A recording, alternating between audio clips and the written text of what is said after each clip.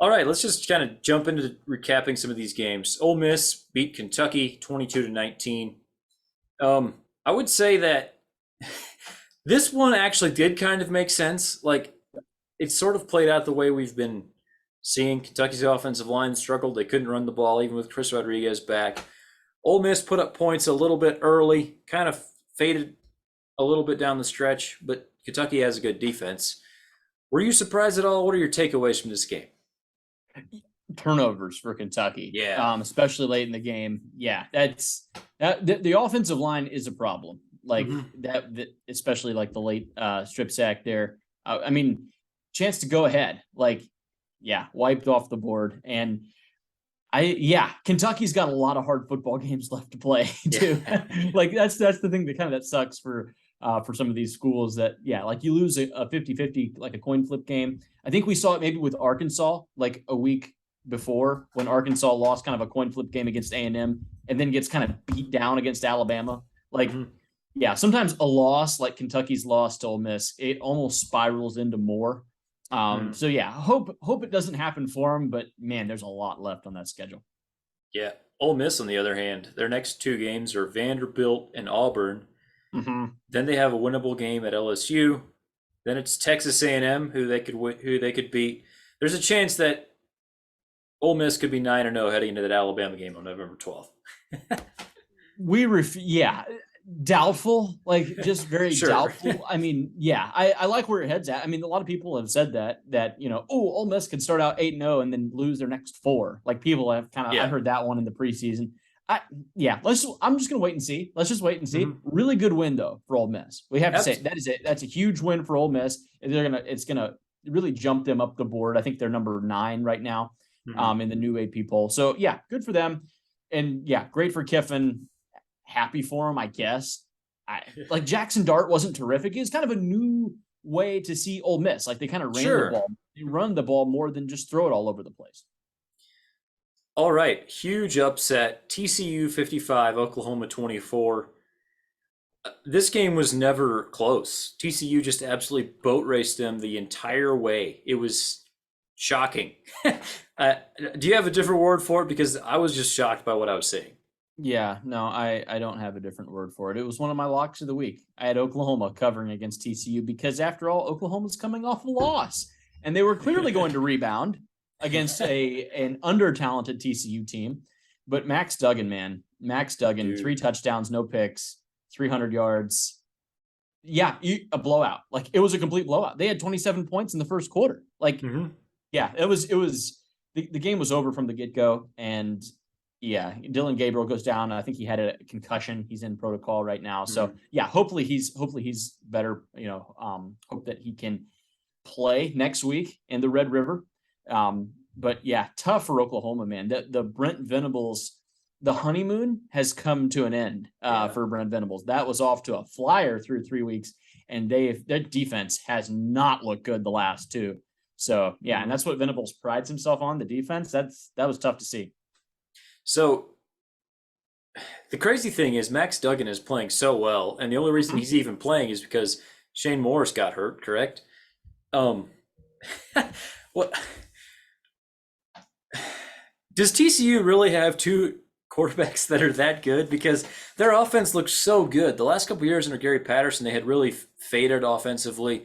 Right. Also, like, this is maybe, Garrett Riley is their offensive coordinator. I'm sure Oklahoma fans love losing to him. I will say that was a little interesting. I didn't realize that until the game was going. It was like partway through the first quarter where I realized that, that's actually the guy. Like, that's Lincoln's brother. Like, did not make that connection until then. But I don't have a whole lot for him. I know TCU has game day. Well, they go to Kansas and they'll have game day this week. So like TCU, Kansas getting themselves a lot of like national media. National attention, really good for their program. It's a really big win. Like, beating Oklahoma is huge, especially for a program like TCU. I don't have a whole lot for it, like, other than that. Just props to TCU. Who's going to the Big 12 title game? Absolutely no clue. Zero clue. And by the way, anyone that says that they know, they have no idea either. No. Like with Texas and Oklahoma losing, TCU and Kansas are undefeated. Oklahoma State looks good. Like Baylor's pretty good. Like no one knows. We don't know. We're just gonna have to find that one out. Yeah, it's up there for basically anybody. Probably not. Yeah, like there's some of the tiebreakers are really going to come into play, which is going to make it difficult for like West Virginia and Oklahoma specifically. But yeah, it's wide open. Very fun race this year. Okay, Illinois 34, Wisconsin 10. Not a particularly notable game from a nationwide perspective, but it turned into Paul Chryst getting fired. Brett Bielema came back to the place that I don't know if you would say that they did him dirty, but he didn't get what he needed from Wisconsin, ended up leaving for Arkansas. This was, I don't know, 10 years ago. And Paul Chryst has been, I think you could say, very successful at Wisconsin, but clearly things have not been going well for them this year. The offense just tanking. And Illinois, again, another game that was not close. That was an upset. I hate to draw the comparison, but how similar is this to Nebraska firing Bo Pelini? Ooh. Like it was 10-win or 9-win season just stacked on top of each other. I mean, Wisconsin's won football games. Like I know they're 2-3 this year, but Wisconsin has won football games historically for the last 6-7 years, even back further than that. But like for this era with this coaching staff, they won games. That's kind of what it feels like. It's a weird feeling. Like I know it's really aggressive to fire your coach this early. Maybe you're thinking you're going to get the best guy available, and I like that. Like no problem with it. But that felt a little early. Like that just feels like it's not Georgia firing Mark Richt. I think a lot of people see that and like, well, we fired a guy that was getting us good results so that we can get a guy that's going to get us better results. And I think Nebraska will tell you that's really hard to do. I hope Wisconsin's not that. I think Madison, Wisconsin, it's a great scene, and like it's fun when they're good and there's a really good game on. In Wisconsin, I think the fans there are bonkers. Yeah, I hope that's not coming. I just want to draw that comparison. Have you seen the Braylon Allen tweet about this? I did. Yeah, I saw it. The guy Braylon Allen had 2 yards on Saturday. 2 rushing yards. Yeah, like on 8 carries. And he was 0 for 1 passing. Like, so he tried to throw the ball. Yeah, I saw it. I don't know. Like what'd you take from it? I didn't know what to take from it, really. So to read it for those who aren't aware, this is Wisconsin star running back. He tweeted out, anyone who wanted Coach Chryst gone isn't a part of this team. Which was interesting. But I don't think that's, I think there's a couple ways to take it. It does show that this was not the type of thing where players were like actively wanting this coach gone. I think this was quite simply just the type of thing where we expected more from this team, particularly the offense. They made changes on the offensive staff this last offseason, and it's just looked terrible. It is definitely, there is like, you have to be careful that this does not become a Bo Pelini situation. I do think like it's kind of simple in college football. If you make good hires, you do well, and if you make bad hires, you do poorly. So this is a very important hire, like because he has had them not quite at their ceiling, but close to it. Any chance they go after Brett Bielema again? No, I don't think that would work out. No, a little bit too much water under the bridge there. I think Jim Leonard, the interim guy, the defensive coordinator, he turned down the Packers defensive coordinator job, played at Wisconsin. He's kind of the guy. I think they want him. The timing makes sense from this perspective, where I think they want him to grab the bull by the horns and like finish the season strong and kind of earn that head coaching job where they can permanently make him the guy. If he goes 500 from here on out, then it gets a little iffy. I think that's exactly right. Like they're rooting for him to take the job pretty much. Like the alumni, whoever the powers that be in Wisconsin are rooting for that guy. No, I agree with you there. I will say on the Illinois side, huge win for Bielema. I mean, going up, there's no love lost. I mean, it's well documented that Wisconsin and Bielema aren't just on the best of terms since he's left. And huge win. Illinois 4-1. Currently first place in the Big Ten West. Second place is Northwestern, who is 1-4. Go figure that one out. But that's a real thing. So Illinois and Northwestern are the 1-2 in the Big Ten West right now, Mhm. and that's tough to fathom. Yeah, the Big Ten needs divisions to go away so badly. Illinois Yeah. is 4-1, and their loss was to Indiana, and Indiana is not exactly amazing this year. Yeah. All right. Speaking of the Big Ten West, Purdue 20, Minnesota 10. Uh, Yeah. another big upset. I did not see this coming. I don't believe you saw this coming either. We both had Minnesota as a lock for the week. Now we didn't know Mo Ibrahim was going to miss the game, which was obviously important. And Chris Autman-Bell is out for the season, their top receiver. Yeah. But yeah, this was not particularly close. Like I know it's just a 10-point spread, but Purdue was kind of leading the whole way here, if I remember correctly. Yeah, the quarterback play was just tremendous. Between Aiden O'Connell and Tanner Morgan, there was a combined total of 0 touchdowns and 5 picks in this game. So it was just a flawless display of Yeah. quarterbacking from the illustrious Big Ten West. It was tough to watch. I was Minnesota had just been absolutely putting people to the sword through the first 4 weeks, and why wouldn't I put some faith in that? I don't know what to say here. Like they're fraudulent, I guess. I don't know. I don't have a whole lot else to say here. They couldn't really run the ball and they didn't really throw the ball either. So yeah, 10 points is not going to get it done almost in any game ever. I do think Purdue is kind of that classic team in the Big Ten West that is different from everybody else in their division. Yeah. And they will reach up and grab anybody, but they'll also lose a few bad ones. They're not going to actually win the division, but they're going to win a few games that they shouldn't. And I feel this is probably one that they shouldn't. I didn't see them holding Minnesota to 10 points. Sure. Because Minnesota's offense had been really good through 4 weeks. I didn't see that happening at all. Yeah. Who's the best quarterback in the Big Ten West? We asked this question last year. Do you have any idea on this one? We thought we knew. We thought like O'Connell was going to kind of be the guy, and he struggled a bit. Like he wasn't good in this game, even though they won. Tanner Morgan was kind of the guy. I saw a poll just literally a couple of days ago, just before the Saturday games, that Tanner Morgan was the number 10 quarterback in the country. I saw, which is fraudulent because he's nowhere close. There's no. I don't. Is it Casey Thompson? There's a decent chance. Yeah, decent chance that Casey Thompson from Nebraska is the best quarterback there. I know Iowa won't have anything to say about that. Or shoot, who are we missing? Anyone we're missing? Illinois?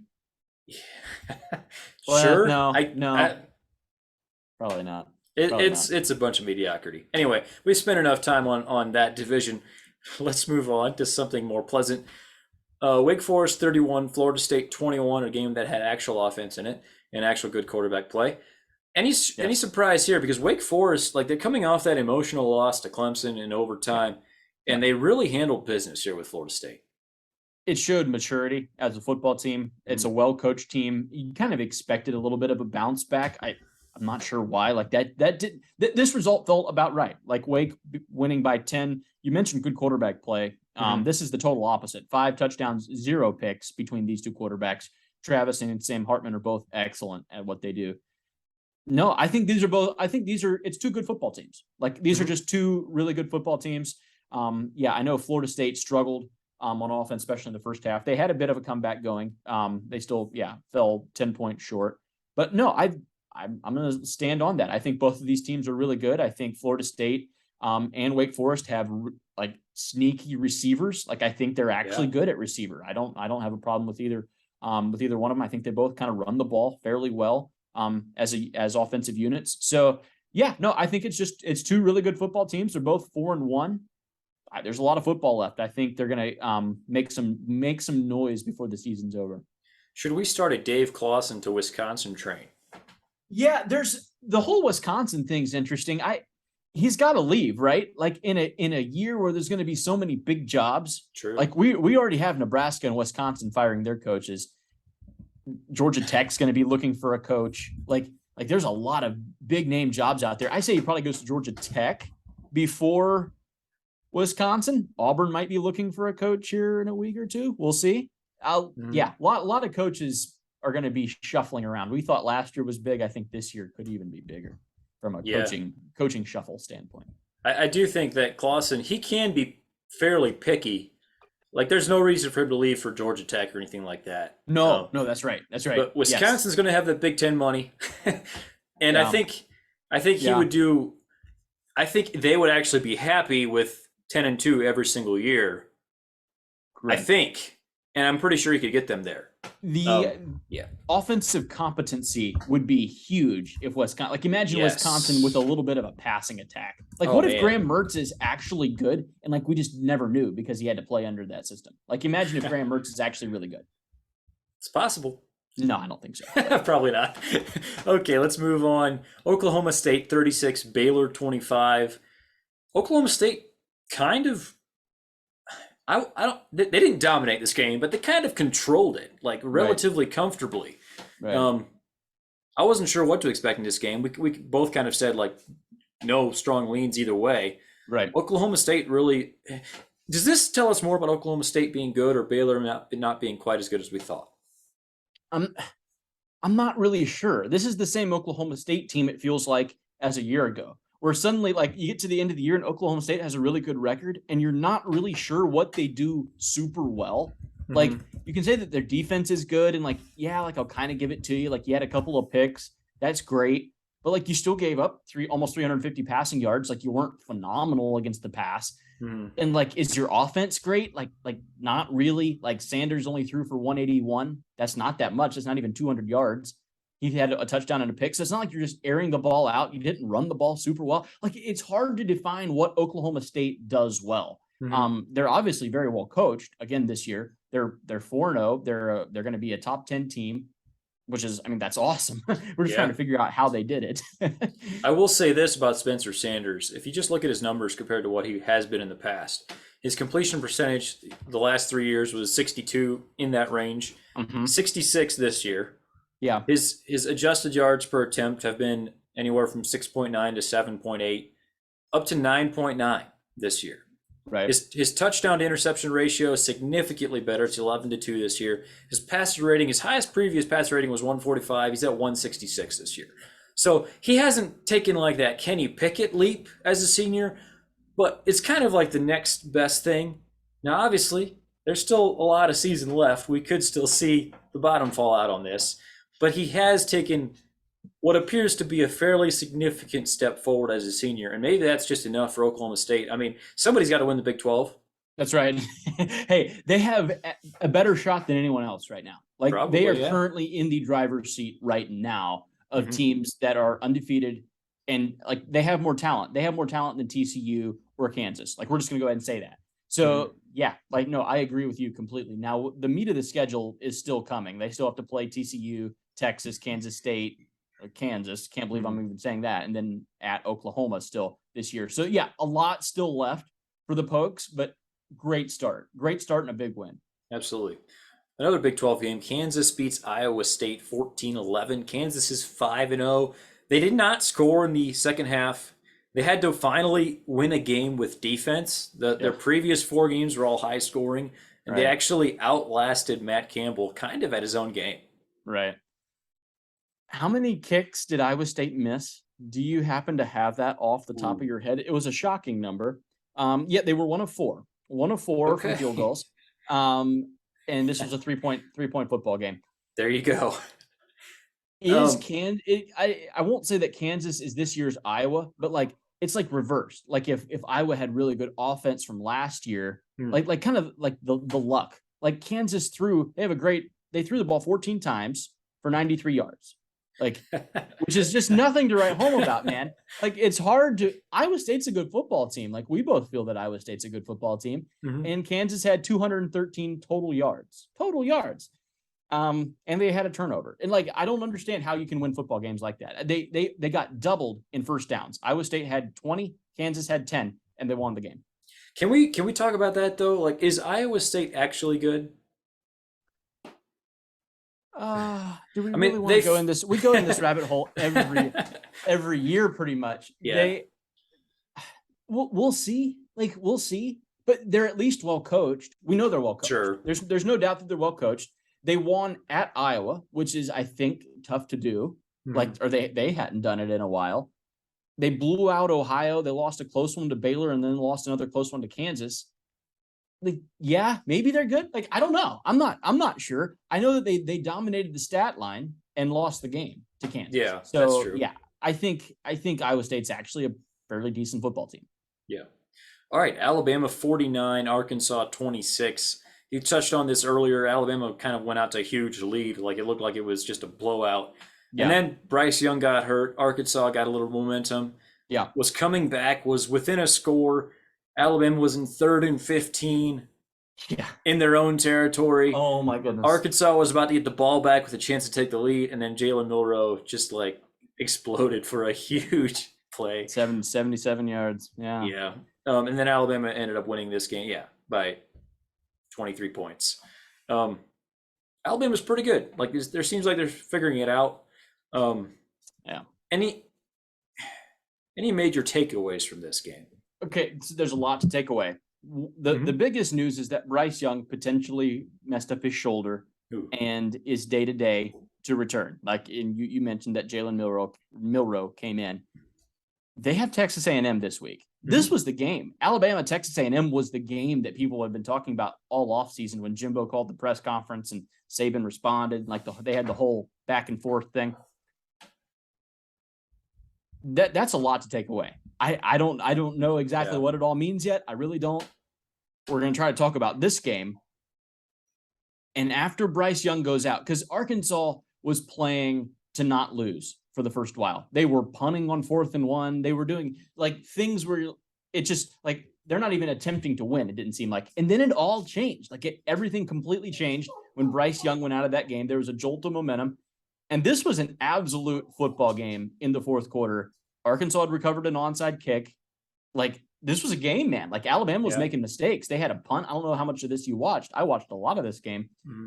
Like, Arkansas was running the ball. KJ looked fairly good. Like, it was interesting. Yeah. And then that run from Jalen Milroe completely changed the dynamics of this game. And then Jahmyr Gibbs had a couple long touchdowns. Like, that guy's really, really good. He's so good. It's a little, that's like the Milroe Gibbs offense is kind of like Jalen Hurts, like back what they used to be before they started passing the ball all the time with Tua and Bryce and Mac Jones and all those guys. But I don't know. Like, I think Alabama's pretty good with either quarterback. Like, I think Alabama's going to be really good with either quarterback. I don't know how I feel about my Alabama to win the title preseason pick. But I think. No, I don't think Kansas is that good. Okay. Sorry. That's we don't need to go there. Like, I'm a fan. I hope Bryce is healthy. Like, I really do hope, right? Because that could be really bad. Yeah. I don't know where to go with it. By the way, I don't know what to make of it. Did you hear, like, Nick Saban after the game he basically said, Bryce Young has dealt with the same shoulder injury before, and he always bounces back. And I'm just like, dude, this guy's trying to go number 1 in the draft. Like, maybe chill with the whole injury history. Well, I don't know if I'd go. I don't know if, like, Nick Saban doesn't care, for one. Like, True. Nick Saban does not care about that. Like, he should, though, because he still has to recruit quarterbacks. Maybe, but he's doing just fine. Yes, he is. Saban is doing just fine. I don't even question his coaching tactics anymore. Yeah. I stopped that a long time ago. Alabama, I guess my point is, the only takeaway, Alabama's going to be just fine with either one of these guys. Yeah, they are. Like, that's kind of where I'm going to leave it at. The receivers are actually kind of good. I don't know if you saw Kobe Prentice. He actually had a pretty big day. He had almost 100 yards. Isaiah Bond, you saw that little guy flying down the field, making some long catches. They're going to be just fine. Alabama's, shocker, spoiler alert, Alabama's going to be just fine this year. And it doesn't really matter who's at quarterback. Right. Okay, another big SEC matchup was Mississippi State and Texas A&M. Mississippi State wins the game 42-24. Kind of a defensive match the first half or so, and then Mississippi State just kind of finally pulled away. It was never particularly close in the second half. It never quite felt like A&M could get back in it, and it's sort of been. I mean, we keep harping on this, but A&M's offense just isn't good enough. Mississippi State is actually a really good football team. They are. Like, Mississippi State has some game. Will Rogers is a really good quarterback. They ran the ball. They did. They ran the ball. You can talk about their receivers. They spread it out a lot. I think you said maybe early this year, or maybe it was even in the preseason, that Mississippi State is almost receiver proof. Like, it doesn't really matter what they have at receiver. Like, they're going to produce. Yeah. and they had guys just all over that place. Yeah, like they really did. They had 31 receptions total for 300 yards, and it was spread out. No one had more than 6 catches. Like, so it was just a whole bunch of different guys. It's a really good system. This is the perfect Mike Leach game. This is what a perfect Mike Leach game is. He'll have games like this where that offense, man, looks really, really good. He'll have some head scratchers too, and those are coming. Those are still coming, by the way. But yeah, it looked really, really good. The line here was sneaky. I mean, Vegas knew this was going to happen. It felt like where Mississippi State was favored after A&M after a big win. It made no sense to me at all. But yeah, like they were the better football team. And Texas A&M, man, like A&M, they're 3-2, and if they lose to Alabama, they'll be 3-3.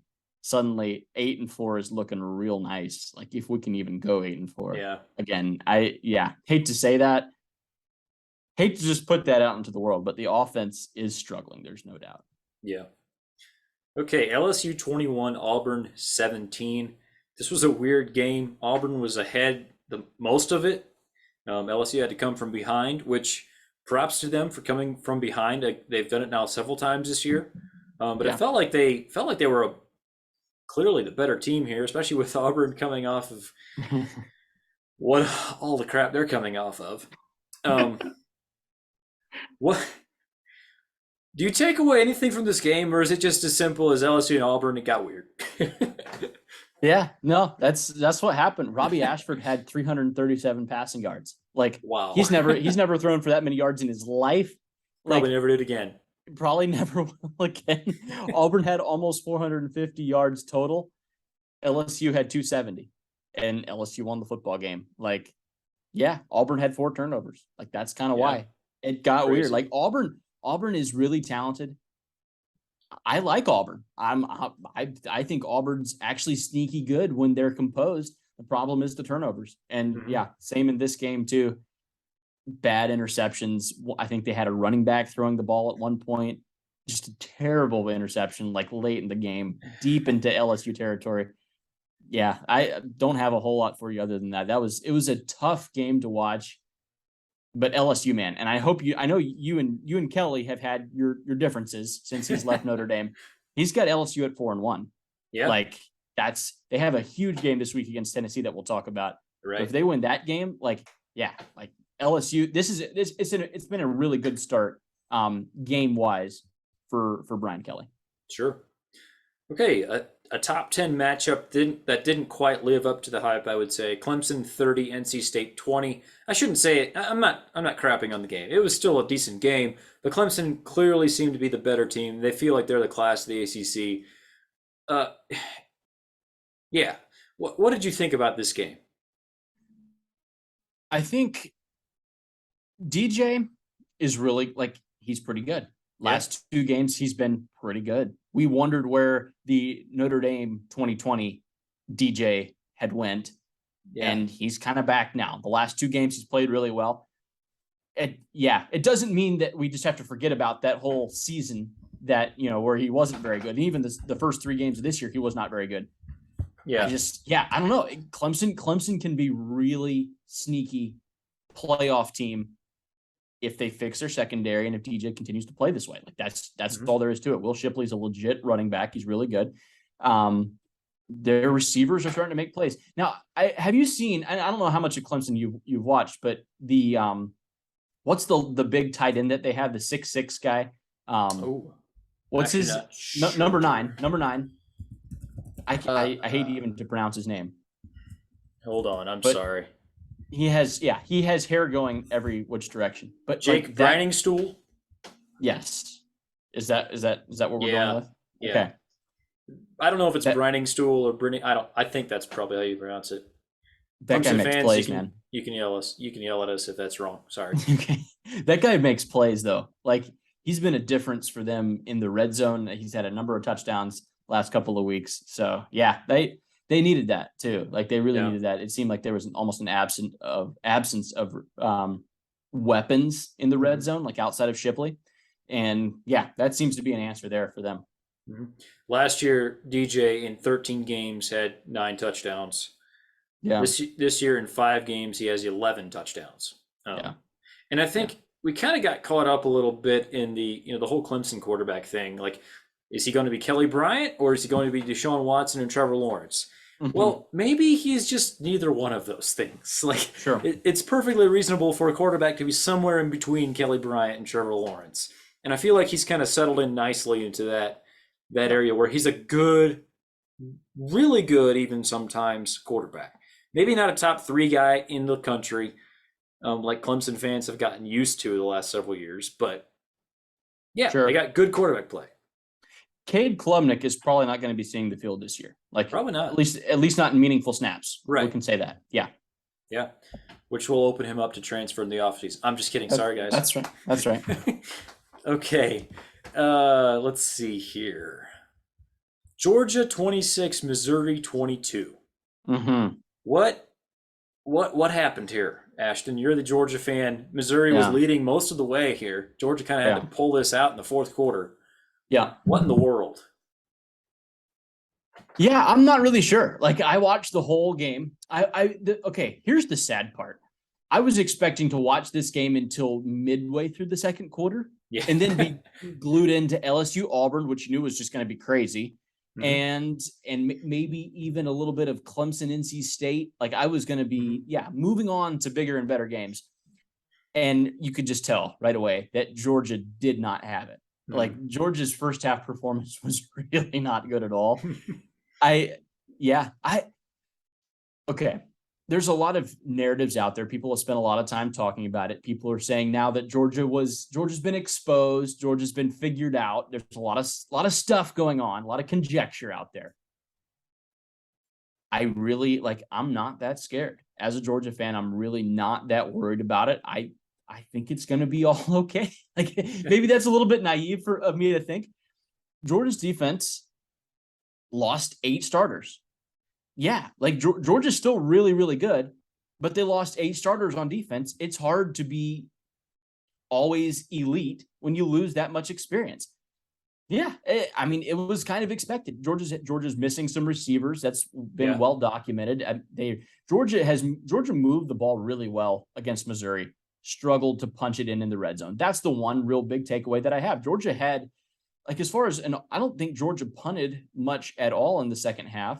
They doubled Missouri up in first downs. They had 481 total yards of offense. Missouri didn't even have 300. They had 2 turnovers, which hurt, but Georgia also won time of possession. Like, they're going to be fine. Georgia won a ball in which Stetson Bennett threw the ball 43 times, which is wild. Like, I disagreed with some of the play calling, and I think that can get fixed. I don't think it's a personnel issue as much as it is play calling a little bit in that game. And I think it's going to be fine. I really do. I think they can get some of the red zone woes worked out. And we'll see. The nice thing is we'll see. I'm not ready to jump off the bridge just yet. Joel Klatt, Joel Klatt, and I actually like Joel Klatt, but 2 weeks ago he said that he would take Georgia versus the field. And then today it was after watching Kent State into the Missouri game, he puts Georgia at number 5 in the nation behind, Clemson and Michigan and Ohio State and Alabama. Like, what changed? Are you really did that much change in the last 2 games against Kent State and Missouri? Like, 2 games that Georgia may not have been completely up for. I'm not willing to go there. The truth is somewhere in the middle. It always was somewhere in the middle. Georgia's a really good team. They're not light years better than anyone else. You're foolish to be betting Georgia versus the field. Its truth is in the middle. Georgia's a really good football team. They're going to be a really good football team at the end of the year. They have some kinks to work out, but you know what? So does literally everyone else. So we'll just wait and see. Sure. That all sounds fair to me. Okay. Some of the other notable results: UCLA beat Washington Friday night 40-32. Fun matchup. That was fun to watch. Michigan beat Iowa 27-14. Kansas State beat Texas Tech 37-28. Boston College beat Louisville 34-33. Louisville continues to just be up and down. Boston College, impressive win by them. They've been trash this year so far, and that was big for them. Utah beat Oregon State 42-16. Huge win. A little bit sad for my Beavers, but I think that when I was taking their over for the season total, I wasn't expecting a win against Utah, so that's fine. North Carolina beat Virginia Tech 41-10. Virginia Tech just continues to struggle a little bit, especially offensively.